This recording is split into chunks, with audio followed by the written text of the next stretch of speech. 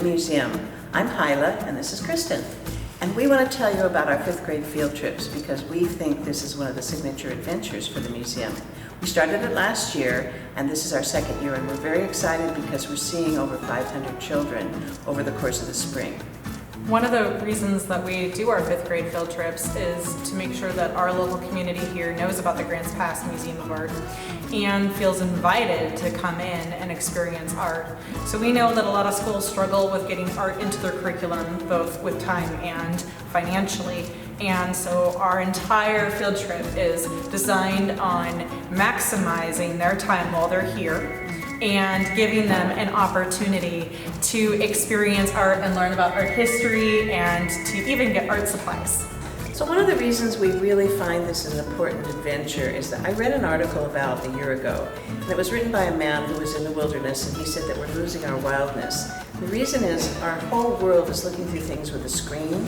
So you look through your cell phone or your iPad, even a car window, and so you're not touching anything. And what's concerning about this is if you don't experience something firsthand, you're not going to care about it as you grow up. So what we want to do is bring children here so they see it, they touch it, they feel it, they experience it, and then as they grow older, they'll understand the importance of an art museum, or any museum actually. Our museum has 2 galleries, and this one is the biggest one, and we use it as a multi-purpose room. Sometimes it's just a gallery. Right now it's a classroom setup. Sometimes we have concerts or lectures, so we'll just have the chairs in an auditorium style configuration. Sometimes we have parties, and we'll have tables with tablecloths and catered things, because organizations like to use the museum as a background for their organization and their activities. We have 54 chairs and 8 tables that fit in one small closet, so that's kind of our max. When we decided to put the 5th grade field trips together, we thought, how are we going to pay for this? Because it's very expensive. We had an idea that we wanted to give art supplies to the children so that they had something to do later after we gave them this passion for art.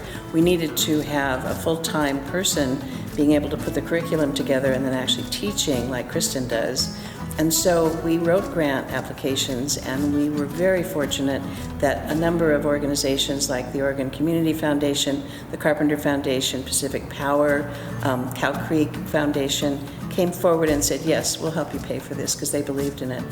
And it's gone on. This is the 2nd year of it, and so we're very excited that it's sustainable, and it's a wonderful opportunity. And one of the things we decided to do is pay for the buses, because the schools told us we can't get the children to you. We can't do that. So we got a wonderful donor who said, I'll pay for the buses. And so we actually, it's something that they bill us at the end of it, and we pay for them. We were so excited to get the thank you notes that we received, because it was really fun to hear the children's take on what they did at the field trip. And one of my favorites was a little girl who said, I had no idea I could go out in my backyard and draw.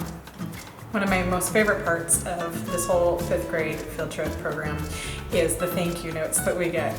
And one of my favorites was by a boy last year who said that he was so glad that we asked him what he thought about an artwork, and that his opinion mattered, and that he felt invited to art. And I think that's one of our most crucial things, is making sure that these kids know that they're welcome to come and experience art. When the kids laughed, I got a hug today. I got 3 hugs. Well, that's what happens. When they leave, we get thanks and hugs. Yeah, it's the best.